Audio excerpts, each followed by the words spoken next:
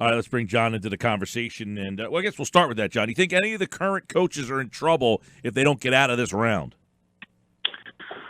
I guess you could say Mike Zimmer if the Vikings get blown out again, but only if they really like Kevin Stefanski and the Cleveland Browns want to hire Stefanski. Well, Bill O'Brien. There's a couple things that have to be in play there. Bill O'Brien? And I don't think so. I think he kind of saved his job by winning that playoff game, even though he had nothing to do with it. There's also no that's GM kind of there. Interesting with these games because that was just a great play for Sean that put the Texans over the top. But that's how this league works sometimes. What'd you think of the Giant situation today? I mean, I guess it started last night. This morning, they were, going to interview Rule. Rule got an offer from Carolina. They were going to request permission to talk to Garrett, but I guess that turned out to be the coordinator.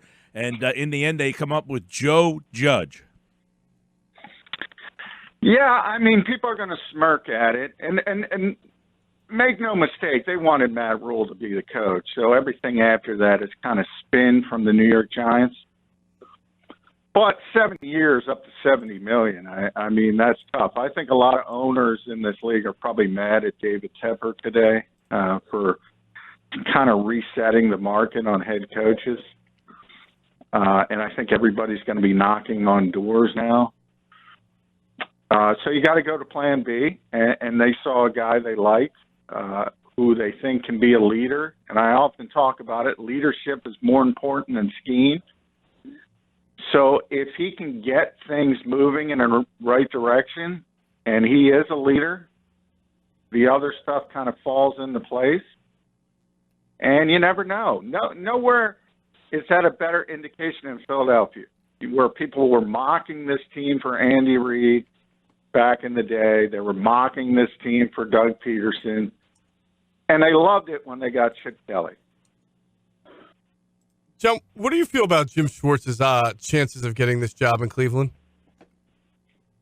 Not great. Ultimately, I think they'll go offensive because of Baker Mayfield. And just in general, I mean, that's how the league looks at these things. And nobody makes more bad decisions than the Cleveland Browns since their reboot in 1999. So I look at that organization, and Joe Banner always says, if you're first, that's a good signal in a head coaching search. If you're last, that's a good signal. I think Eric Bieniemy was first. Josh McDaniels is going to be last. I think Josh McDaniels would be the perfect poor decision for Cleveland. That guy was an abject Adam Gase-like disaster in his first opportunity with Denver, and I don't think he's learned much from that. Do you think that Andrew Berry is a good candidate to maybe go back to Cleveland as their GM? Yeah, I do. People talked about him in Jacksonville earlier, but before they decided to stick with Dave Caldwell. So he's one of those guys on short list right now. He's obviously already had experience there. They liked him there. Paul DePodesta is still there for now, at least. Mm-hmm. And they get along.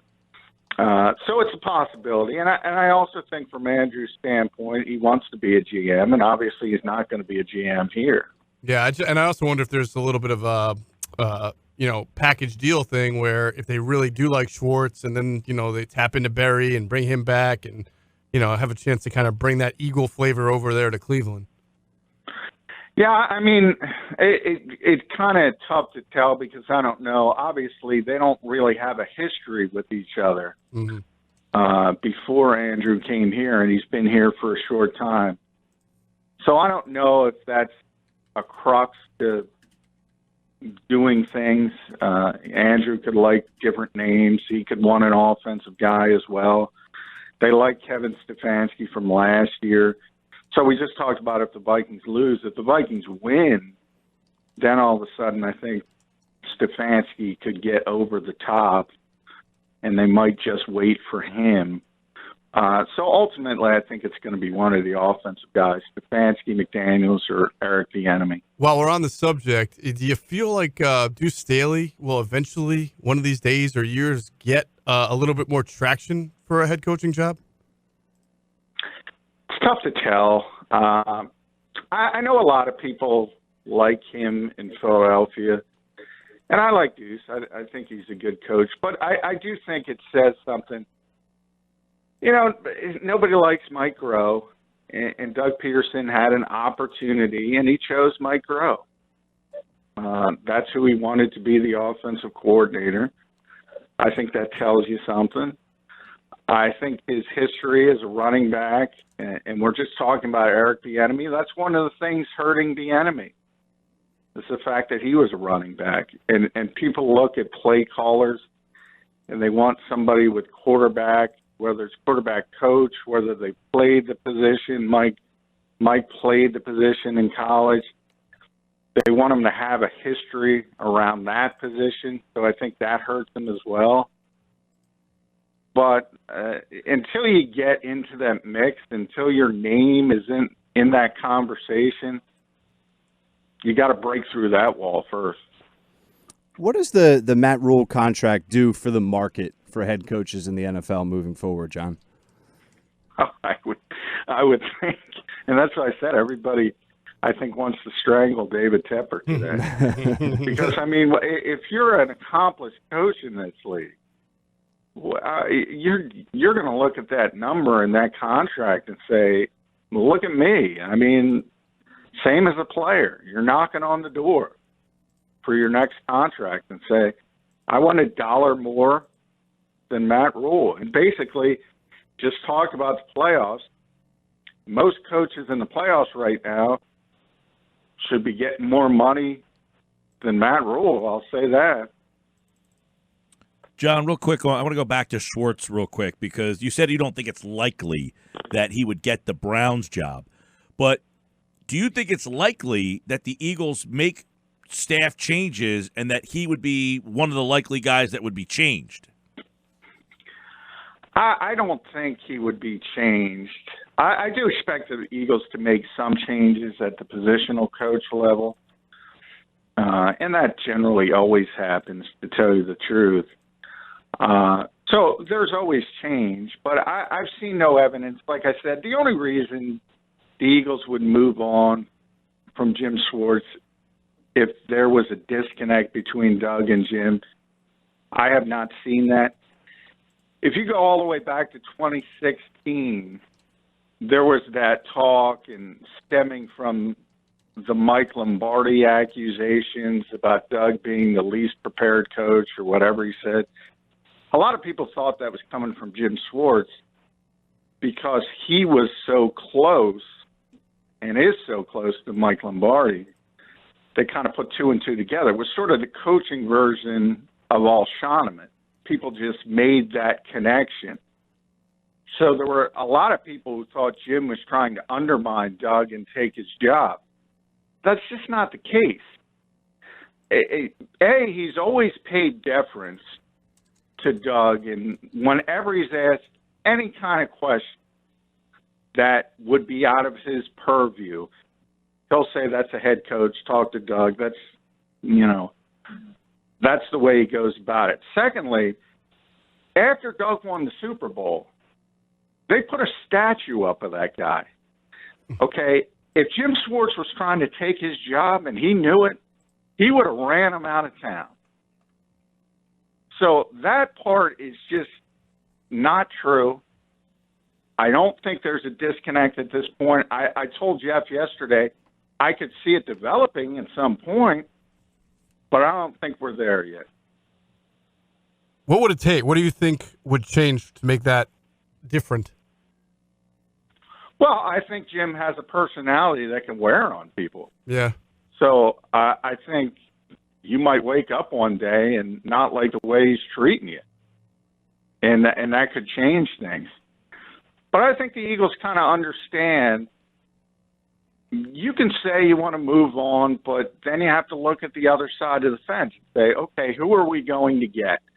There's nobody on this staff that we is were talking ready about to be that. a defensive coordinator, other than Matt Burke, who people don't even know is on this staff. Right. And he used to be the coordinator in Miami, and he's a very good friend of Jim Schwartz.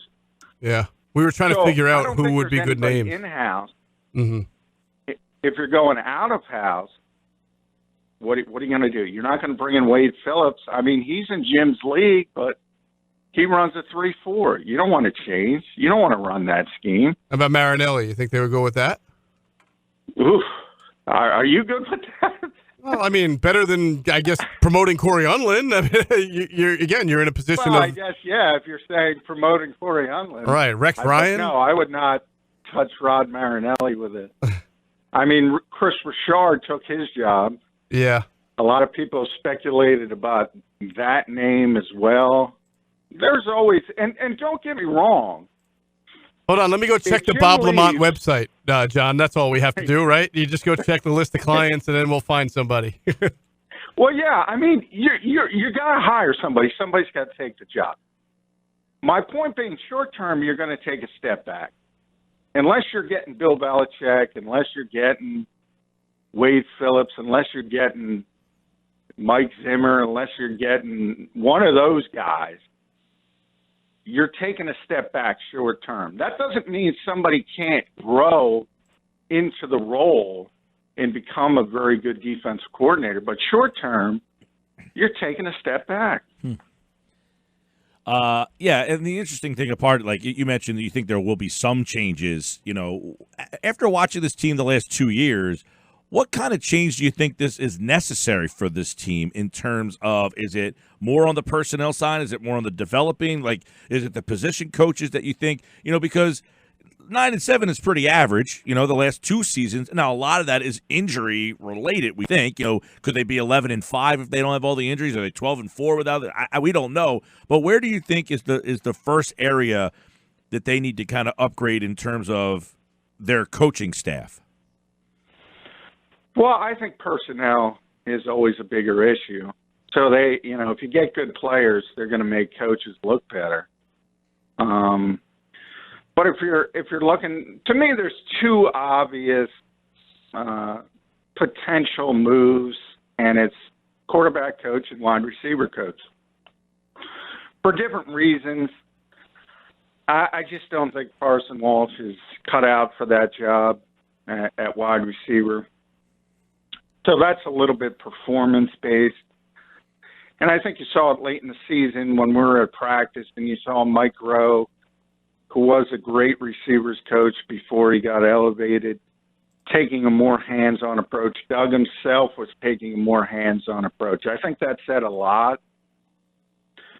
And then for Press Taylor, I think he's fine from a mechanical standpoint, but everything I get from sources within the team, outside the team, he and Carson have more of a peer-based relationship as opposed to when Frank Reich and John DeFilippo were here, and they would sort of put them in line.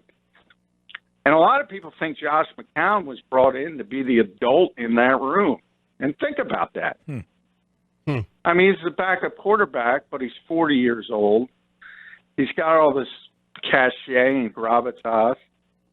And, you know, I think he had a bigger impact on this locker room than people realize. Is he a guy that would be interested in taking on that role? Yeah, I think he would be. I think he's going to be an NFL coach. I think he's going to be an NFL head coach at some point if he wants to be. And you got to start somewhere. He already retired once, coaching his kids in Charlotte in high school level. Sounds a lot like Doug Peterson. I wonder if you could see him coaching wide receivers for the Eagles. Because I don't know. I agree with you. I don't know if they get rid of Press Taylor, but I would say it's more likely that Carson Walsh takes a walk, and now you have the opening there.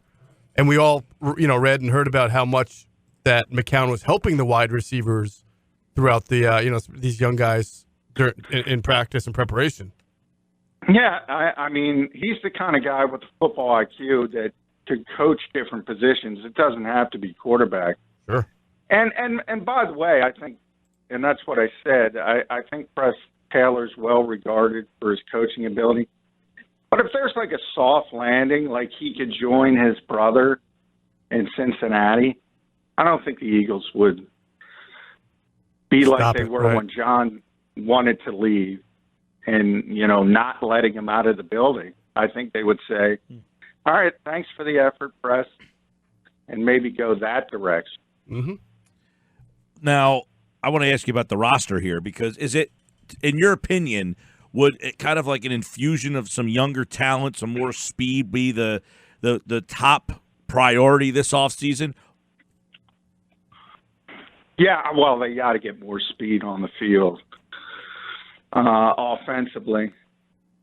And, are you going to rely on Deshaun for that? If he's on the field, he'll certainly give you that.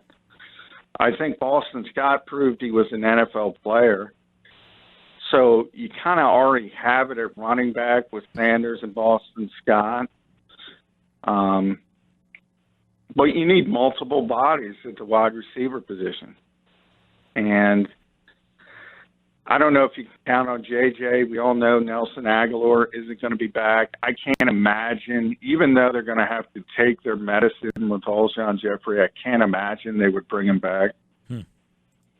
So I think there's going to be multiple bodies. The day Aguilar, or the day that Alshon Jeffrey ends up on another team, should be a very interesting,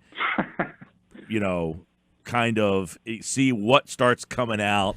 Aguilar spoke today. Was that today that he spoke, or yesterday? Yesterday. That so the way he spoke about things, people were like, well, the way he spoke, it must not be him that's the bad guy. You know what I mean? Like, it just seems it's still everybody thinks it's Alshon Jeffrey.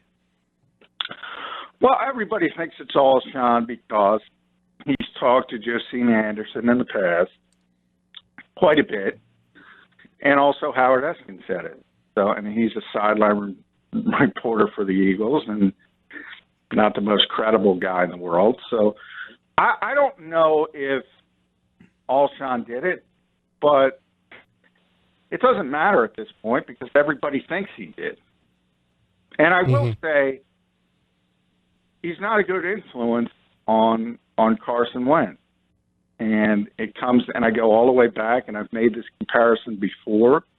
When Eli Manning was a young quarterback, the New York Giants wanted to get Jeremy Shockey and Tiki Barber away from him because of their personality. It wasn't that they were bad players. They were their best players. But they wanted them out because their personalities were too big. And I think you see at least some of that with this Alshon Jeffrey dynamic, which I think is ironic because when he came here because of Carson Wentz. Minnesota offered him more money in free agency, but they had uncertainty at the quarterback position. He didn't want to deal with that, and he said, I think Carson is going to be an MVP-level player. Turned out he was right, and now it's all changed for some reason. John, with Malcolm Jenkins, my philosophy or my resolution, I guess, would be to sign him to a contract extension that's pretty front-loaded, so you get a lot of guaranteed money in for the first 2 years of the 3 or 4 year deal. But who's this? Malcolm Jenkins. Okay. But my feeling is, and see, I think sometimes teams lack creativity when players get older. They just cut them, but then these players who are still good go other places and then find good roles to play. I brought up Eric Weddle or Frank Gore or, guys who are just freakishly good north of 30. I think what they should do is sign Malcolm to an extension. He's going to have to start next year, but they have to replenish this position through the draft. They've got to get young blood in there, maybe get a guy who can start off playing in the nickel and some nickel and dime packages. And then by year 2 of the deal, you start to scale back, even maybe late year 1, you start to scale back the snaps that Malcolm has to play so that A, you're still maximizing his talent and not driving him to the ground, and B, you still have a pretty good player who's on the field 55, 60% of the time in your nickel and your dime. I think that they can do this. They can make this work. Well, I think that he's going to be back, and it is going to be, and let's be honest, everything in this league, especially with Howie Roseman, is a 2-year contract anyway, and you can get out of it with minimal effects in year 3. So I think you're going to see something like that. And they certainly have to replenish at the safety position. To be honest, I don't think they should bring Rodney McLeod back. If It's not that Rodney's a bad player, but if you're going to play as much single high Yeah. as the Eagles do, I got to be honest. I don't remember hearing McLeod's name called once all year. Yeah, that doesn't mean he had a bad year. I just don't recall him making as much as a tackle or a tipped nothing all year. He played well earlier in the year, but then he fell off, like September. I think he was competent. I think he was. That's a great way. Just competent, yeah. But if you're going to play that much single high, you need a guy with tremendous range in center field, and that's just not Rodney McLeod. Right.